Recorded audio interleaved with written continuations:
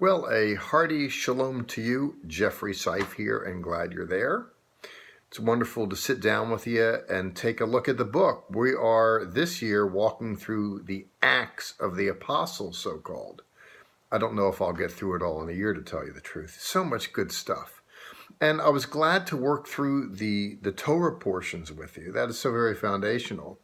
But I'm glad to take a look at the other side of the book too, that is the Newer Testament, and to look at the story of the Gospel's expansion beyond Judea to the othermost parts of the world. And against that backdrop, we're looking at Paul's biographer who really wrote the story. It's known as the Acts of the Apostles, but principally, though not exclusively, the literature is going to get us to and through the Acts of the Apostle Paul.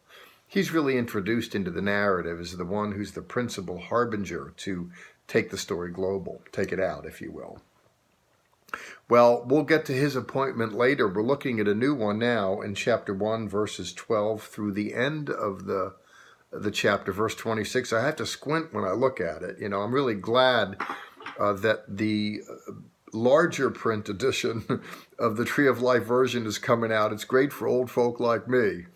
I'm 62, and it's harder to get that, it's harder to read the small print at my age, so I'm glad we're coming out with it. In any case, in chapter 12 to the end, it begins with a beautiful story of, subsequent to the Lord's ascension, the apostles reconvene, and they have a time in prayer, we're told.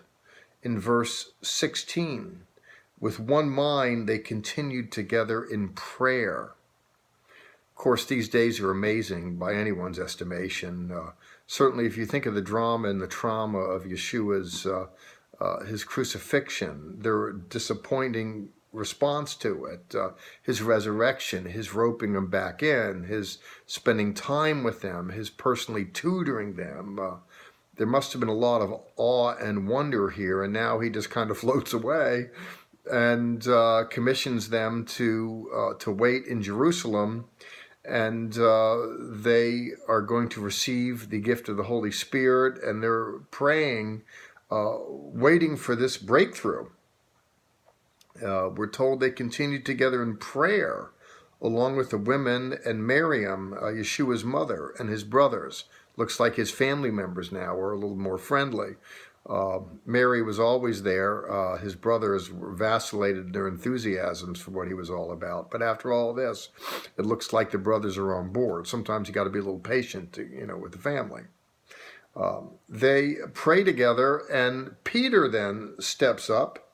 We're told in verse 15, in those days, Peter stood up among the brothers and sisters, and he's going to give voice to the fact that subsequent to Judas' demise, Judas Ishkariot. Ish is the word for man. Kariot is a village outside of Jerusalem. Judas was the only non-Galilean in the troop, in that group of 12. He was an outsider in more ways than one. Peter gives voice to the fact that we, in the wake of praying about this, I would imagine, and other things, the unction comes that we need to fill that slot now. And they look for individuals of repute. And I want you to look with me, please, in verse 21, in deciding who's going to fill that. Therefore, one of the men, so they don't know who's going to be that new 12th apostle. And who's going to get the promotion? That's how I want to frame this. Who's going to get the great job? A lot of us are looking for promotion. We wish others would see how cool we really are, and we could get rewarded accordingly with the status that goes along with that, plus never mind the financial gains, perhaps. People are looking to bump up in life. Well, here's the ultimate bump, if you will, in a religious sense, being promoted up to the front office. And I want to look here at the kind of person that gets the promotion. I mean, certainly it applies particularly to filling the apostolic slot, but there's some things in here that speak to those of us that are looking to kind of move it up in life a little bit. We're told, therefore, one of the men who have accompanied us all the time, that the Lord Yeshua went in and out among us. In other words, we're looking, who's going to be the next apostle? They're looking for someone, one of the men who have accompanied us all the time that the Lord Yeshua went in and out among us. I'm going to return to that. Beginning with his immersion by John, his baptism, and the day he was taken up from us, must become a witness with us to his resurrection. Who is it that's going to be bumped up? We come up with parameters here. And what works its way into the requirement here is just so important. It's someone, a man who's accompanied us all the time. Just want to stop there for a second. Someone who's been with us without the title, without the pomp, without the prestige. Someone, you have where Yeshua gathers together, there's the 12, and there's the inner circle of the 12, the Peter, James, and John, and then there's the outer circle. Well, they're getting the recognition as the apostles, but then there's people beyond that sphere that aren't getting noticed, they're not getting recognized, they're not getting service, but they're serving. They're serving. When a slot is vacated, we don't put out a resume for, it's so much like this in congregational work too. There's a vacancy. We need a new children's minister or youth minister or whatever it is. And you don't necessarily look for someone who has a PhD in children's ministry or whatever, that you look for who's been faithful, who's been there, who's been serving all the while, who's really part of the team. If someone who's a faithful team member goes off and gets some education and they come back, all the better. But at the end of the day, what moves people forward in life is less about the resume than it is what people have to say about them by virtue of them being in the trenches with them for quite some time before they get the call to move up to the home office. That's really what's at play here. We're looking for a faithful man. We're looking for someone who, in effect, is already acting in this capacity. They've been there, they've walked it, they're in the trenches, but without the title. That really is what you look for. Individuals that just donate it out. They just give it out of something internal to them that prompts them. I understand that to be the beckoning of the Lord. They just give it up. And in return for that, later on, they get recognized in their own day. Now, we don't know. At one level, this book is called The Acts of the Apostles. I really wish there was such a book, because I'd really like to know the ins and outs of all of their lives. And I really don't. It's kind of relegated to ancillary literature. It's beyond the pale of biblical literature. Different sources offer a telling of what the lives of all of these men were all about. And I really don't know to what extent, I can't lean into that, but give that the kind of credence that I do the biblical testimony.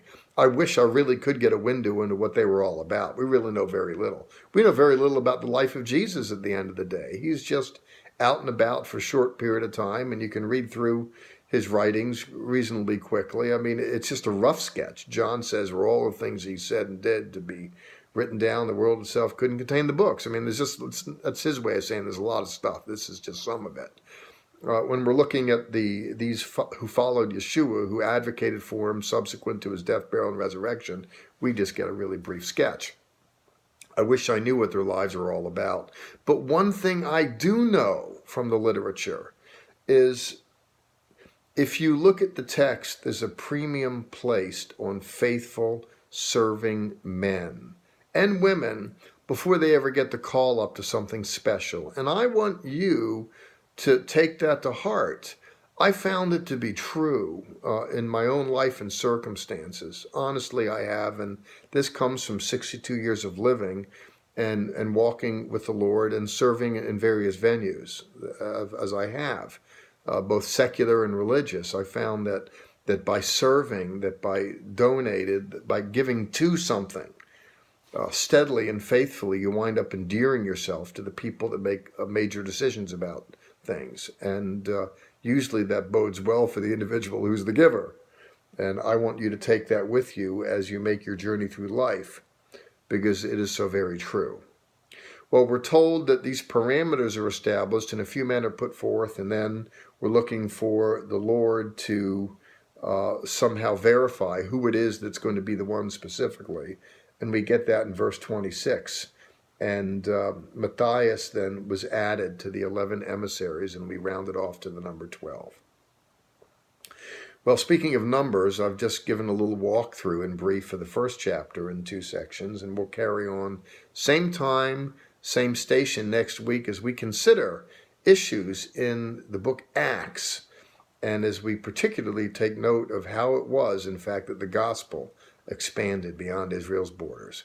God bless you. I will see you same time, same station in a week.